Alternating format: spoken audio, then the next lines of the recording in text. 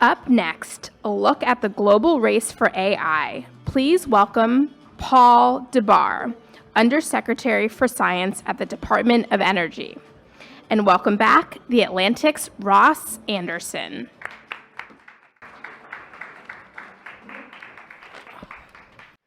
All right, Paul, thank you for being here this morning. The Department of Energy, as we were just discussing backstage, is sort of misnamed. It's responsible for a big part of the research portfolio in the sciences more generally outside of energy than most people understand, which means I get to ask Paul some hot questions here about the kind of the larger strategic landscape around science funding. Let's start with this. I want to get into some particulars as to how we're positioned relative to China in the race for AI, as we might think of it. But first, can you just talk a little bit about how important it is that we not fall behind China when it comes to AI research? Yeah, so let me give you just a couple of points about the department, because the scope is actually the answer to the question about why is it important. So the Department of Energy runs the National Lab Complex, which has broad history. It was effectively started by a recommendation from Albert Einstein around, which became the Manhattan Project, and the 17 national labs that we're lucky to run it came out of that, and it's 60,000 researchers, and it's the largest generator of Nobel Prize winners in the world, which again starting to get to your question.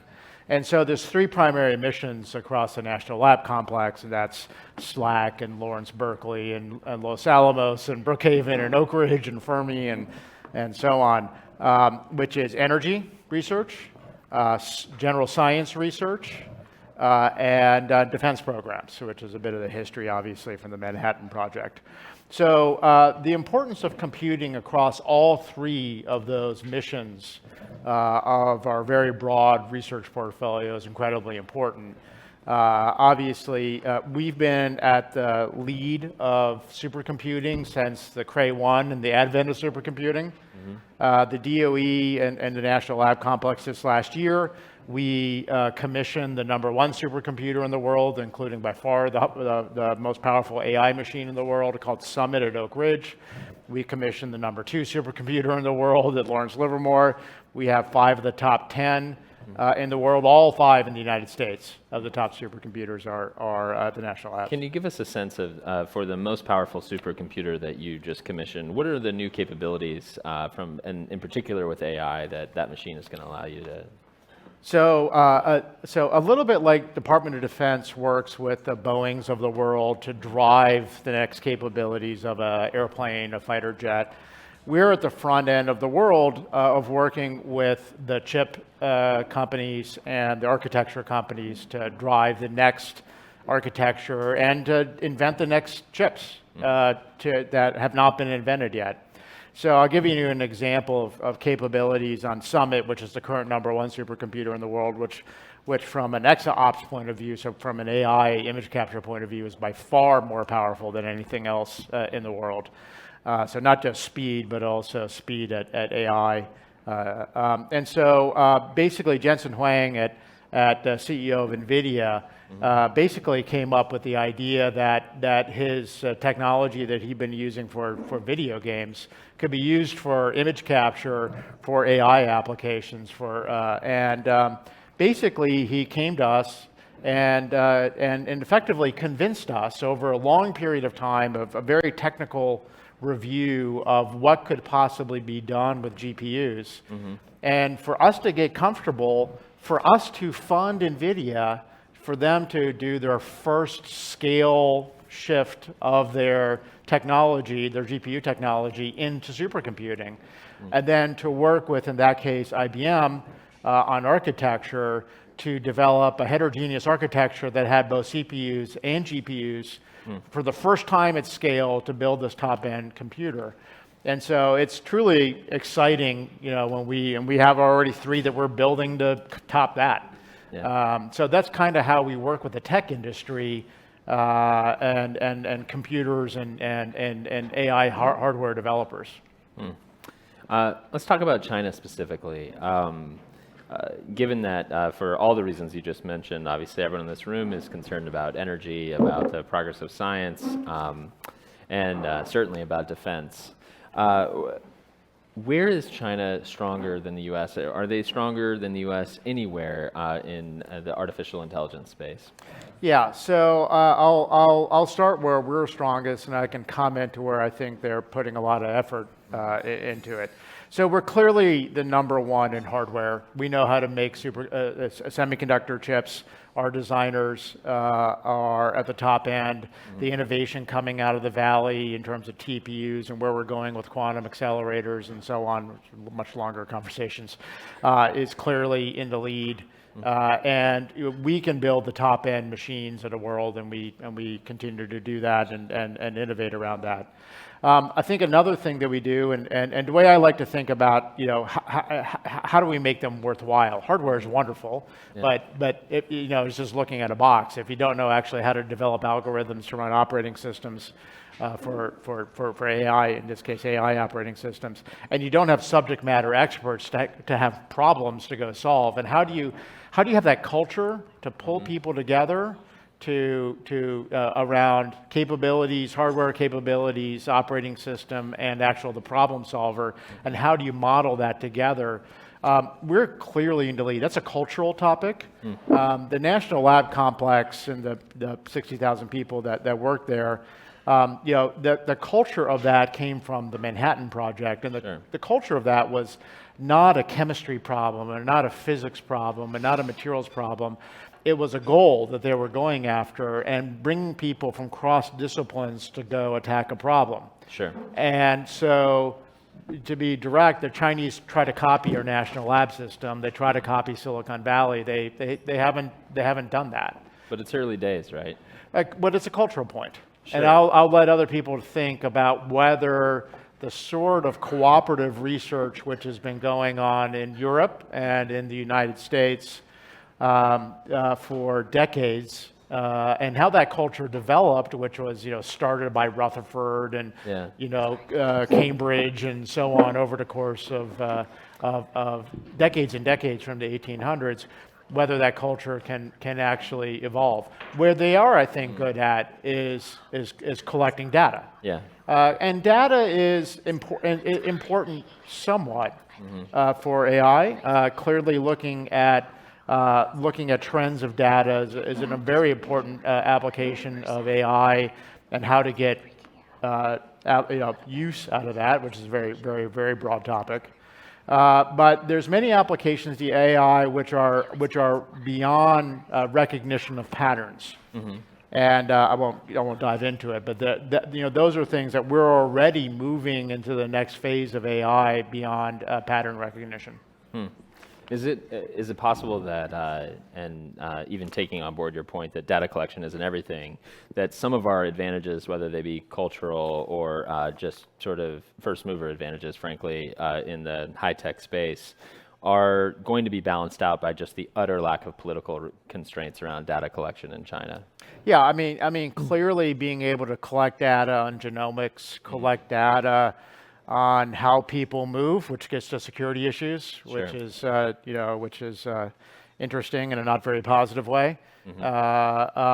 Clearly can be done if you don't have the legal structures in place around the sanctity of data and privacy. And I think when you have a different political and legal environment around privacy and how you look at that, which I think there's some downsides to that. Speaking as an American and as a first generation American, that there's some advantages around not having those legal structures. Yeah. I think there's a broader piece for the United States around the importance of that. I've read recently that Chinese researchers have this advantage because they can attend, international conferences on AI development and sort of learn from the state of the art. Everyone's reading the same papers, but then Chinese language conferences are not that they're not open to Western researchers, but very few Western researchers speak Mandarin, and so there's not a two-way exchange of knowledge. And in fact, I know that the Department of Energy has employed some restrictions on some of the work that Chinese nationals can be done. Is this something you guys have to think about more and more? Yeah, so I think there's a couple of things. One, the history and the current operations of our giant national lab complex and all our interactions with the university systems in the United States is based upon open science, transnational, merit-based access. So if you go to Lawrence Berkeley or Oak Ridge and want to use a computing system, a light source, one of our high energy particle physics giant accelerators, it doesn't matter whether you're working at a university in Germany and you're a German, or you're from Canada, or you're an American at Princeton. You're going to get access to our lab and our lab facilities based on merit, not based on what your passport is. And so that's an important part. I think our engagement, which is increasing. I'm about to go to Brussels to meet with all the lab directors of Europe in the EU in Brussels, and we're sitting down to go through ESA, which is their NASA, going through CERN, all the major facilities, and talking about how do we continue to accelerate. I think clearly China looks at the rest of the world and their engagement on open science that was once again founded in Europe by over 150 or so years ago, 130 years ago, in terms of where the culture came out of the universities in Europe, and the U.S. picked up on that. They don't have the same view of how to manage engagement in a collaborative manner on going back and forth the same way as the rest of the world does. For now, they're that makes them kind of a minority player as their economy continues to grow and the world perhaps becomes more multipolar. Could you see a an almost Berlin Wall kind of going down the middle of the scientific enterprise at some point? Well, I think it's up to them on how they want to engage with the rest of the world. It gets into broader issues about how they use science within their own country and the application of it. I think, we do a lot of genomics work at the DOE National Labs. People don't realize that the Human Genome Project started at Lawrence Livermore Lab, which was a DOE lab.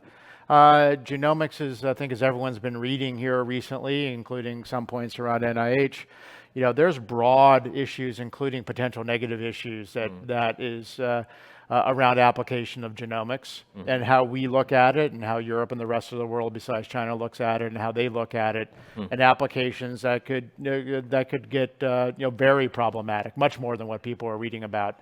So I could go through technology by technology, and I think it's really important for everyone to think about that. Once again, from our point of view, we're accelerating engagement with the vast majority of the world. And there's a very small, very, very small minority of number of countries that are looking at this differently. I want to go to audience questions in a minute, but before I do that, I want to ask you about continuity and funding. I mean, the Department of Energy is one of the few players in the world that, along with NSF and a number of other institutions, that has to fund things in the very long term, such that you can't have kind of whiplash changes in funding environments for various technologies. However, I do wonder, this administration is headed by a president who's repeatedly called climate change a hoax. Has that affected, say, funding for alternative energy or anything else at DOE? Yeah, so if you actually look at the budget, so the funding for the lab complex is up almost 25% since we came in as a leadership team, right? So that's a kind of a fact. Sure. And I can tell you firsthand the actual support for the sciences by us as a leadership team.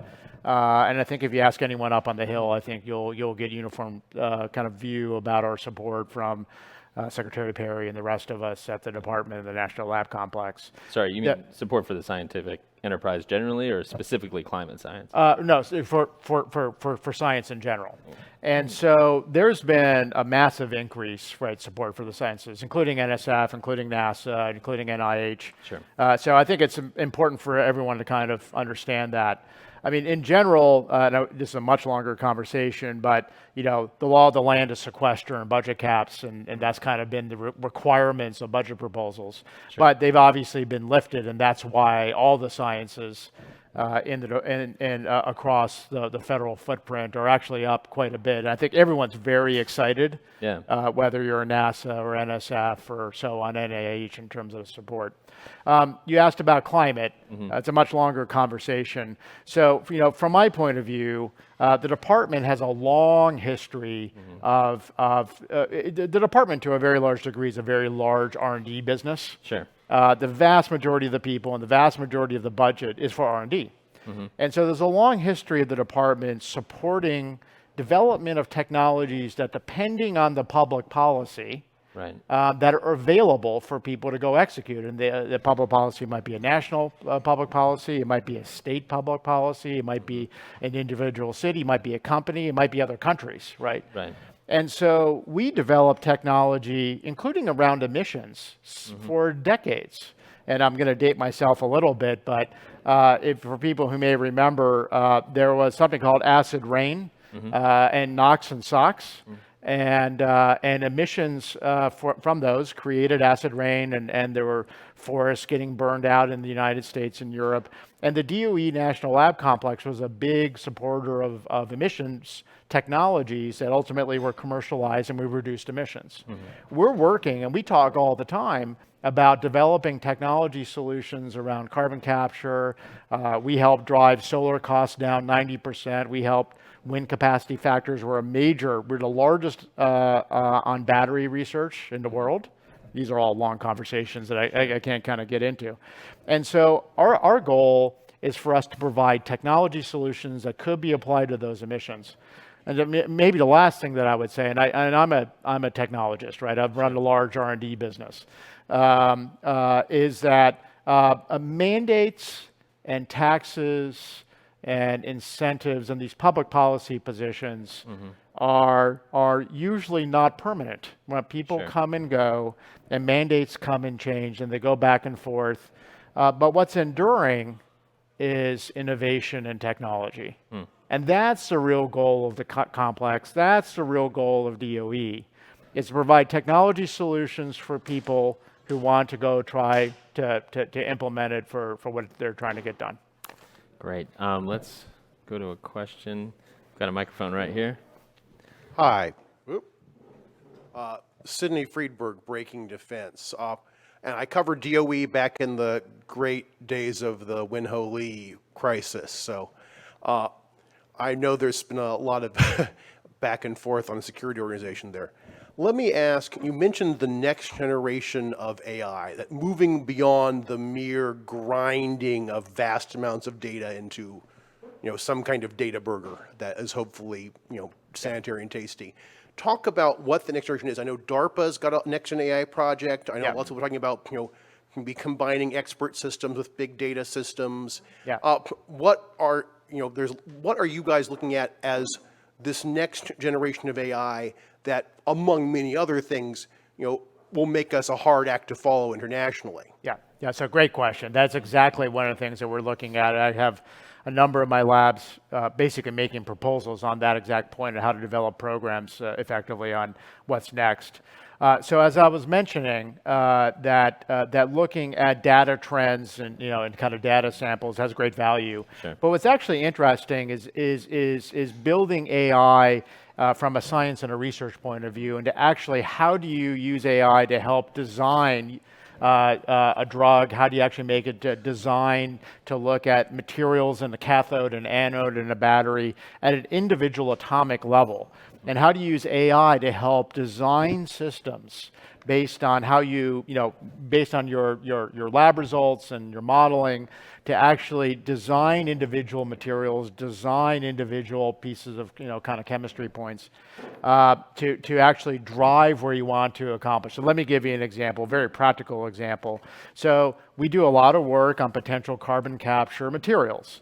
So one of the things that we're doing is effectively making films where carbon dioxide, will go through and the rest won't. It looks like a baghouse material if you're thinking about ash collection and so on. we have materials, we have a research string in which we might be able to get that, which is a very simple design. We need to drive down costs. We're targeting $30 a ton. Okay, so a lot of people talk about $100, $140, $200 ton capture of carbon. It's just really expensive. If we're successful, we're actually doing something which actually can make economic sense, potentially, with what everyone's discussing. Well, we're able, at one of our labs, this is a real research string that we have going on, where we have over 1 million different compounds which we could come up with that could screen porosity and a number of other kind of areas to kind of look at for the materials for that. But you can't take 1 million different materials into the lab and do physical testing, right? That's just not going to work.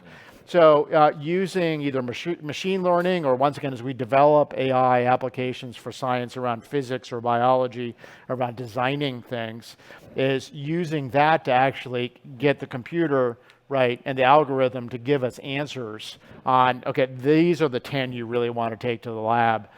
These are the highest probabilities. And so I'm giving one very specific answer, but it could be in any chemistry question or any materials question or on containment for fusion or in genomics. Paul, thanks for being with us this morning. That was fascinating. Okay, thanks. Thanks. Thank you. Thanks.